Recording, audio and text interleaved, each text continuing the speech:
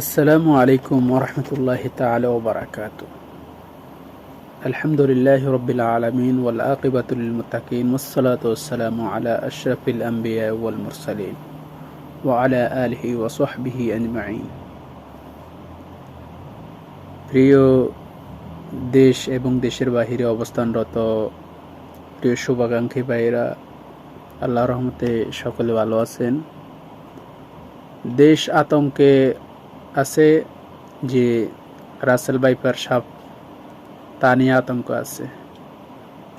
আল্লাহ তাআলা সকলকে এসব বালা মুসিবত থেকে হেফাজত করুক।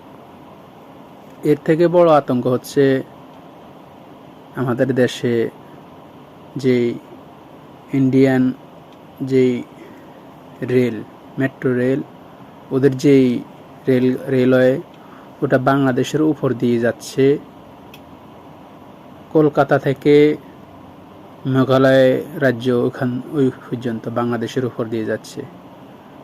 এর থেকে বড় ভাইরাস ওইটাই, আতঙ্কটা ওইটাই বেশি। আমাদের দেশকে ধ্বংস করে দেওয়ার পায়তারা করছে তারা ওই সময় যে ৭১ আমাদেরকে যে ভূমিকা রাখছিল, যে বাংলাদেশকে সাহায্য করেছে অস্ত্র দিয়ে, আসলে তাদের মূল উদ্দেশ্য ওইটাই। বাংলাদেশকে তারা গোলাম হিসাবে তারা ব্যবহার করতেছে, বাংলাদেশের ভূখণ্ড তারা দখল করতে চায়।